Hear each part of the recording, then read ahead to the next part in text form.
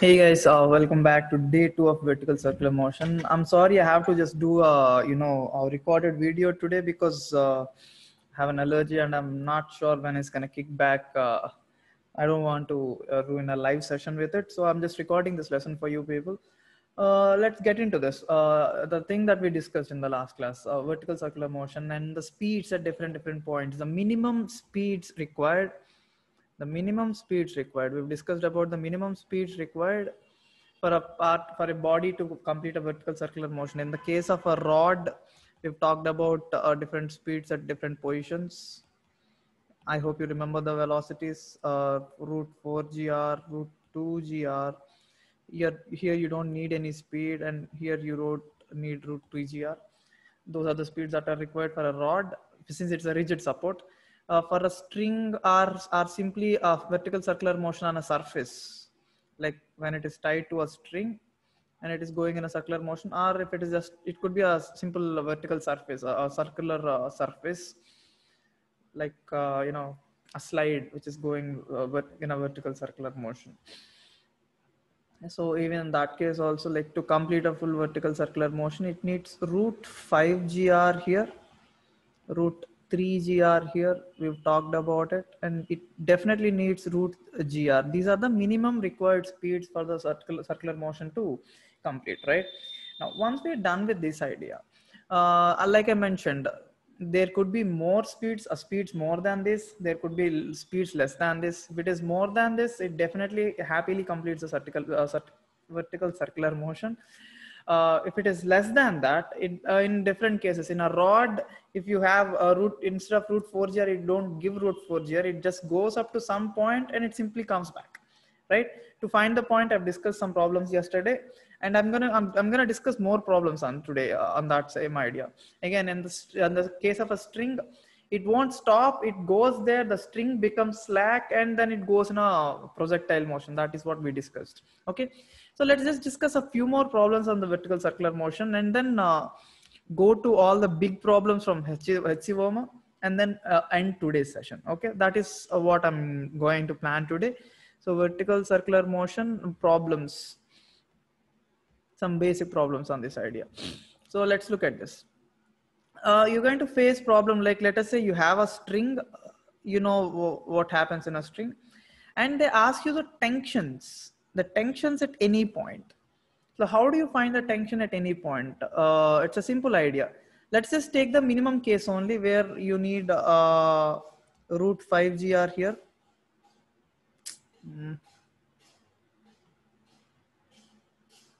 You need root 5gr here. You take the minimum case only. Let's write all the forces that it has.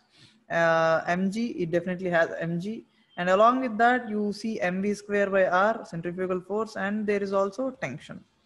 And since you are in the frame of reference, like you've taken the pseudo force, right? So obviously you are in the frame of reference of the body, so there is no acceleration at all you need to do is simply equate the forces. Tension equals to mg plus mv square by r.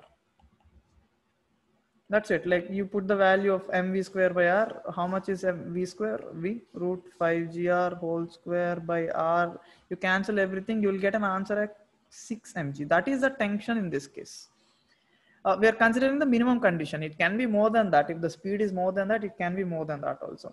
Let us take this condition where it's in the horizontal situation. Tension is like this. Mg is vertical, and mv square by r will be in this direction. Mv square by r will be in this direction. So I can clearly write tension equals to mv square by r in this case directly. Mv square by r, and we know the speed here. It is root 3gr, if I'm not wrong. It is better to remember these values. Okay, you might constantly coming across these values at a very like you'll be facing that every day almost. When you try to solve the vertical circular motion, you will face these values every day. So just remember the values. If it is at this point, we've already talked about it, the tension is already 0. That is the condition we took and solved the problem. And if it is at this case, the tension must be again the same way. It is 3 mg again, just like here. You'll get the same value, 3 mg, right? So this is how you find the tension. Now it's not the only problem. There are some problems sometimes. You know, it's not a complete vertical circular motion. I'll give you another example. If it loads, let me take a new PDF file. It is taking too much of time.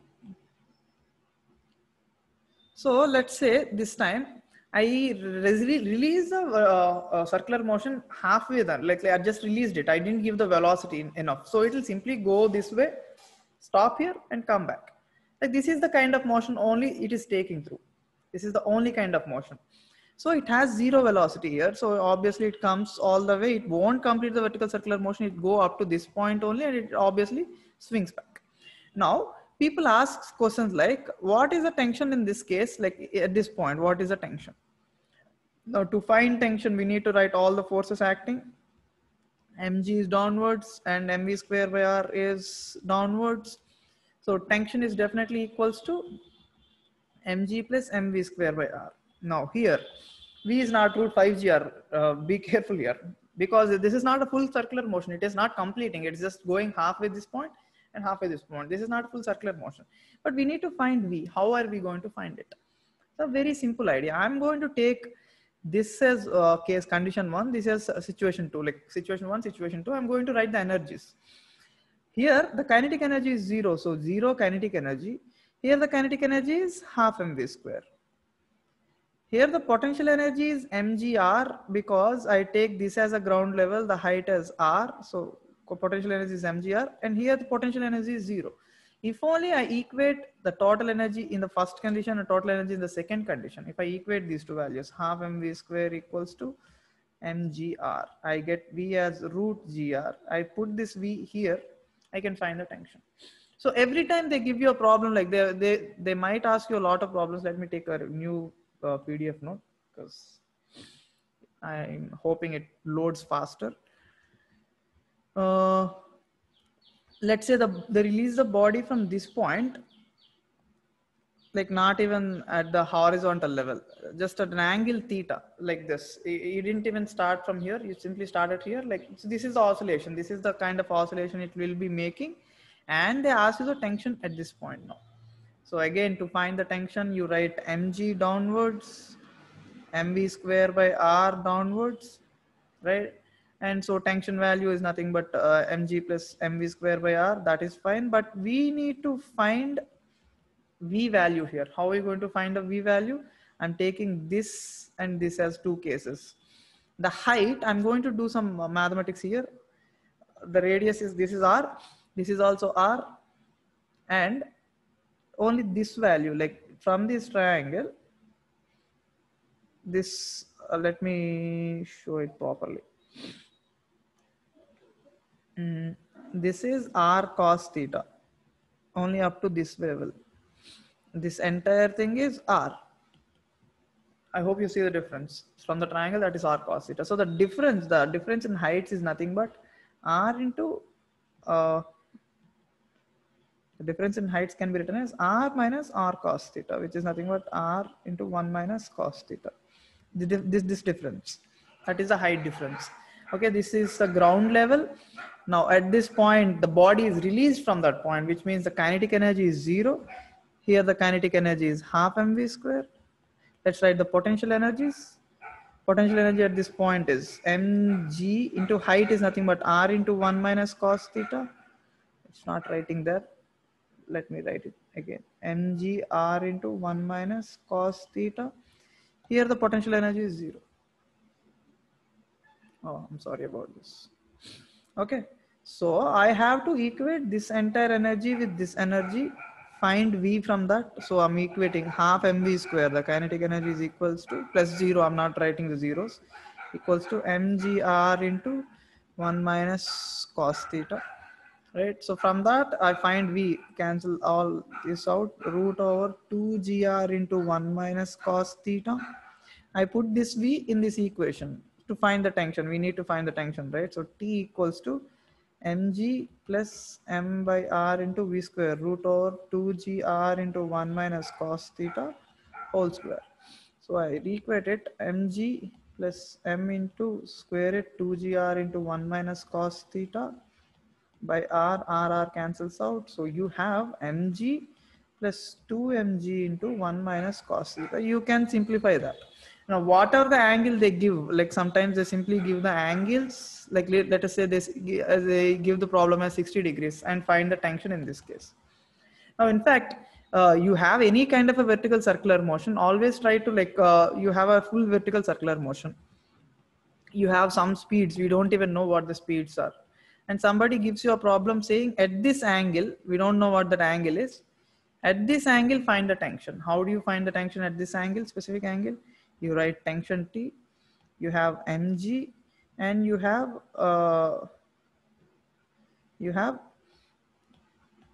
mv square by r. Okay, so in this case, you have to write the tension, some mg component along that thing. If this is theta, let us say, you will have plus mg cos theta and you will have mg sin theta. Once you write the components of mg, you don't write mg anymore. So the tension this time is nothing but T equals to mv square by r plus mg cos theta. Tension equals to mg square by r plus mg cos theta. And whatever the v that it has at this point, how do you find that v? You simply, like, they have to give v1 or v2. They have to give out one speed at least at some point. So if only they give out those speeds, you can happily calculate the speed at that point. I mean, at this point, using the energy conservation. Like, you take any situation, you take situation 1, situation 2, and situation 3, write the energy conservation. Any situation, any two situations, write the energies, equate them, and bam, you get the velocity. Once you get the velocity, you can find the tension. They have, in fact, the similar kind of problems, like this surface, as the block is going with the velocity root 5 gr, the minimum speed that is required for the body to complete the vertical circular motion. Oh, this is gonna stick. So the block goes in the vertical circular motion. They ask you the normal force here, or they might ask you the normal force here, or they might ask you the normal force here also. Now, can clearly answer that the normal force is 0 here because it is already going with the minimum speed required. So the normal force is near to 0. We're talking about the limiting condition. Let's call this as N1, N2, N3. How are you going to find the normal force N1, N2, N3? Just like the way you found the tensions. You write all the forces acting, mg, mv square by r. You find v, you simply put the same v because it's the same height. So you put the same v, you'll find the answer.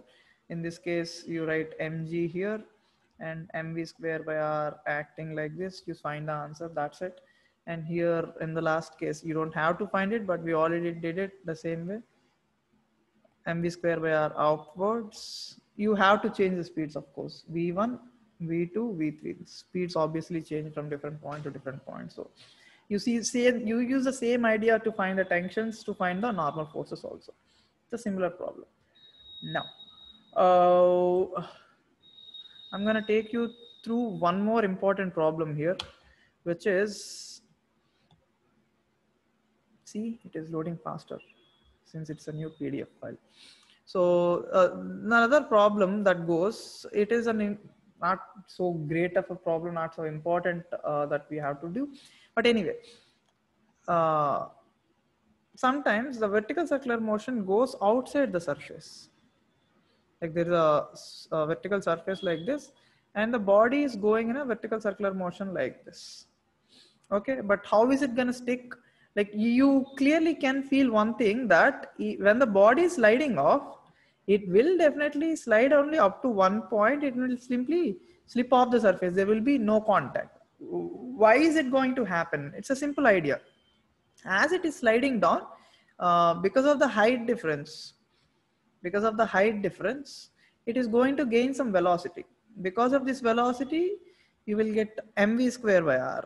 And because of this mv square by r, mg will be balanced. At some point, the normal force becomes 0. And at that point, it leaves the... Why don't I discuss the entire problem? I'll just discuss the entire problem. This is an interesting problem only. I mean, you might face this problem in a lot of materials or like that. So let us take a circular surface. Let us say this is the point where it leaves the contact from the surface, and the angle is theta. Obviously, can somebody tell me what's the height difference?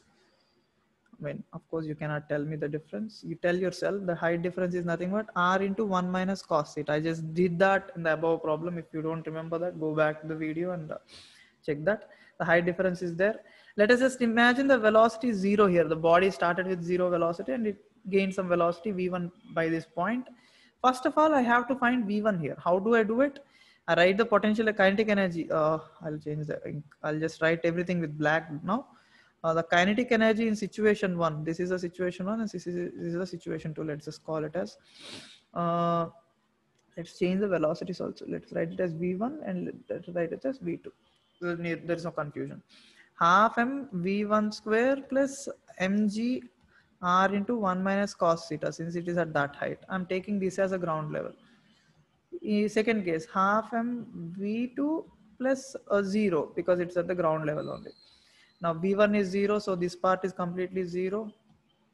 So using this idea again, how do I find the v2? I find the v2 as it's the same value, root over 2gr into 1 minus cos theta. I'm going completely detailed because some people are missing the idea. Okay. So once I find the v2, what do? I repeat the so same diagram here. Watch this. I have the velocity at this point v2 just by using conservation of energy, mg and normal force, which is 0, and there is mv square by r also, mv square by r. So at this point, mg has two components, which is if you take this as angle theta, this is theta, so this is mg cos theta, this is mg sin theta. Since I have components, I forget about the original value. Make a habit out of this, okay? People get confused. So normal force is 0. So all I can directly say is mg cos theta equals to mv square by r. Mg cos theta equals to mv square by r, since the normal force is 0. So I simply equated these two values, this value and this value. Mg sin theta, we don't have to worry about it. Mv square by r. What was v? We just found v here. Root over 2gr into 1 minus cos theta, right?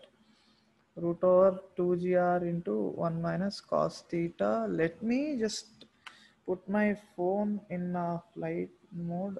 Otherwise, there's a chance that the network breaks. Cool, we're done. Okay. So simply put the v value and mg cos cancels out. Okay. Gr cos theta equals to, this is a square, so 2gr into 1 minus cos theta. I solve this value, I can simply find the value of theta, the angle at which the body loses contact. This is an important question, like just remember this point. Okay, you'll get a direct answer, and there is a chance, heavy chance, that this question is repeated a lot of number of times. Okay, at what angle it loses the contact? If only it started with v equal to 0, remember that. There is a chance that the body can start with some other velocity also, so you need to be careful about that point. So yeah, all the questions that I could discuss, I've discussed, but let's just move on to HC Verma. Okay, let's just discuss some HC Verma vertical circular motion problems. Problem number 52. A lot of people find it difficult, but I kind of find it silly, because this body falls down like this, he links here, and it has to complete one vertical circular motion. You getting my point? To complete one vertical circular motion, it needs to have root 3gr here. No, not root 3gr. You don't need root 3gr because it's a rod. So you simply need, this is a horizontal position. So all you need is simply root 2gr. In a vertical circular motion, all you need is a simple root 2gr. So to gain root 2gr, what is the height? What is the amount of height that you need to drop from the body? Again, to get a root 2gr, what is the height that you need to drop? Like just like root 2gh, if you drop a body from height h, it has to gain root 2gh. So you have to simply drop the body from a height r, it gains root 2gr. With this root 2gr, it will complete the vertical circular motion. That is that problem. So I'm deleting that part. Easy problem only. Next problem that goes is like 53 also. Like they give root 10gl, root 10gr, whatever the length, the radius. Okay, all we need is root 5gr, but this body is given as root 10gr. So what happens when you give root 10gr? In this problem, he asks what is the length of the pendulum, the tension in the string when the string is horizontal, when the bob is at the highest point. So like in the vertical circular motion only, he gives root 10gr here. it goes in a vertical circular motion. So like what is the tension here, what is the tension here, you're clearly giving a more value than what it is needed. So it will definitely complete the vertical circular motion, but when it is completing, what happens throughout the motion? Okay, so you need to look out these problems. Like this problem, you leave it, you compress it and you release it. When you compress it and release, like how all the potential energy, that is half kx square, simply gets converted into half mv square, and it has to complete the vertical circular motion. Here they talk about some problems about here. I'm not completely discussing these models. I can discuss these in doubt sessions for sure. I will do that if you want, okay, in tomorrow's session. But I'm just giving you a simple heads up, okay, about all these problems. All these problems have the same idea: energy conservation, energy conservation, and energy conservation. They might ask you the tension, they might ask you the values. Look at question number, this question is interesting, okay, right here. This pendulum is swinging like this, but there's a stopper here. So from this point onwards, it only swings like this, like only up to this length. So at what angle or to what height it actually swings? That is the question, I guess. Okay, to what height? According to work per energy, whatever the height it started here, it has to reach the same point. So according to that, it will change its angle. If it's released from theta, it will go to some theta 1 or theta 2. You have to calculate. The point is it has to reach the same height so that there is no energy loss. Okay, like it swings half and other half goes like this, same height, and it comes back. That is a kind of a problem. You give it a try. I'm not completely explaining this problem. So when you go through all these problems, they go with the same idea: pendulum, rod swinging around. And even this question, like the last questions are really difficult. They're not easy. Okay, like extreme advanced level questions. Okay, they could be in an advanced level paper if the paper was what 10 years ago. Okay, but right now they cannot, because they are in HC Verma. They cannot give out the same questions. But yeah, they're interesting, quite interesting. But I'm not discussing all these questions in the class. I will discuss in person with people, whoever tries to attempt these questions. Okay. So I think I discussed enough questions from work per energy. I mean, like vertical circular motion. Let me go back into a bit of the previous questions, like this question, like 51, question number 51. The body is taken to this point, it is released. That is what he says in this question. Okay, it is released from this point. When it comes here, it definitely has some kinetic energy. All you have to do is write the kinetic energy here, half mv square. Write the potential energy here, half kx square. What is the expansion? Expansion of the spring is nothing but the difference in these two lengths. The difference in these two lengths is nothing but the expansion. So equate these two values, you will get the velocity. Such an easy topic, such an easy idea. Okay, all you have to do is just go through these questions simply, like slowly, write the energies, try to conserve the energies, and you will get the answers. Okay. Let me go to another page, which is in the previous page. Somebody asked a question of 47 to me. Let's just slowly take to this problem. Like, how stupid are you thinking when you're coming to these problems? If you're finding this problem difficult, okay, you have enough concept, you're just not thinking right. Okay, look at problem number 47. A block of mass m sliding on a smooth surface which has a velocity v meets a long horizontal spring fixed at another end. Find the maximum compression in the spring. Will the velocity of the block v be same when it comes to the original position? Now let me just discuss it entirely on a new page. Since you find it so difficult, it's not difficult at all. It is the silliest question. It has some velocity. The spring is calmly placed there. Now I'm drawing the next situation here. When it is compressed, when the block comes to rest, the block has to come to rest so that you get the maximum compression. Now there is no velocity at all. The speed has become 0 here, but all you have is spring potential energy, half kx square. So all you have to do is write the energy conservation here. All it was half mv square. It was completely kinetic energy in this case. Now it is completely potential. So all you have to do is half mv square equals to half kx square, and the problem is solved. That's all. This is how you find the maximum compression in the spring. And there is another question: when the spring expands, normally goes back and the block comes back to the original position, is it same velocity? No, it's the same speed because there is no energy loss. The speed is same, it's not the velocity, because the direction has changed. Initially it was in this direction, now changed its direction. So the direction has changed, the speed did not change. That is how you solve the problem. Then nothing happened to the spring. I was just lazy to draw the spring completely neat. Nothing happens to the spring. Everything remains the same. Okay. That is one problem that some people find it difficult. I don't understand why. Again, in this problem, like you simply compress it and project it. If he asks the range, you can find the speed with which it's projected using the work per energy, and that's all. Boom, you'll get the answer. Okay, so all these problems are like really easy. In this 49th problem, after some point the spring expands. Oh wait, yeah, the spring expands to come to this position and the block goes like this. Okay, at this point, what does he ask in this problem? Let me check. It's on the other page.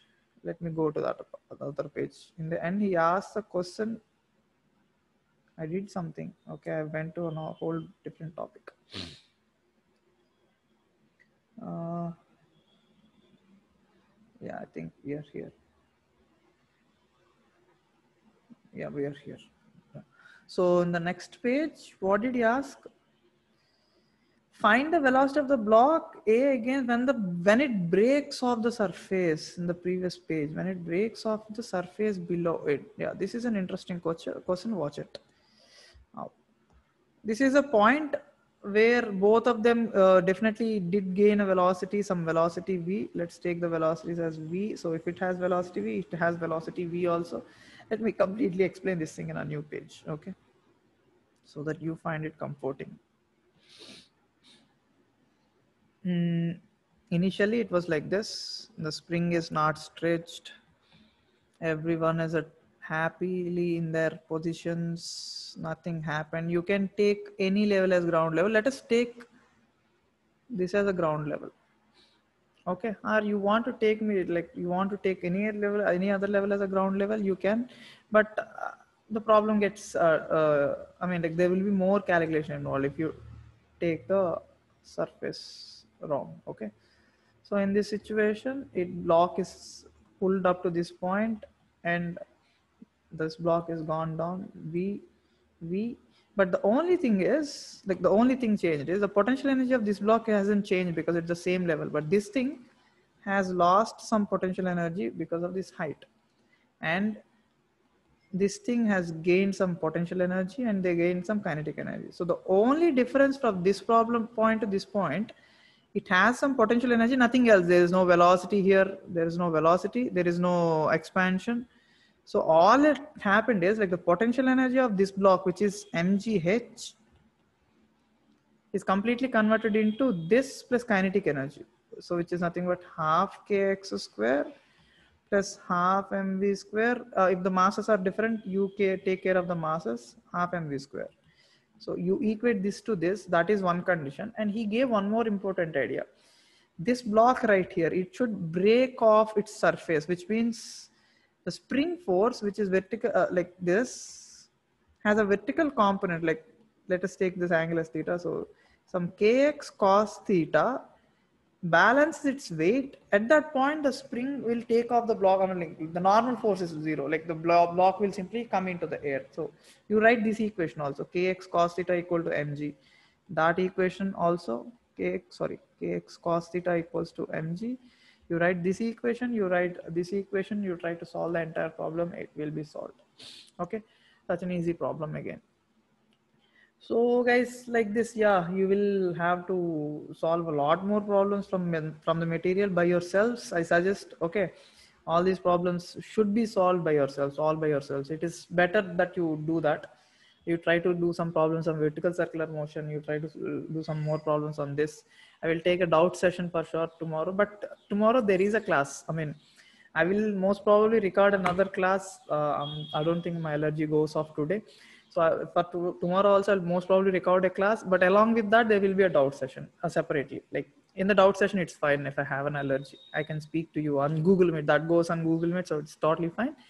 But tomorrow I will be discussing about stability. There is a concept called stability of a system. And there is another concept called power.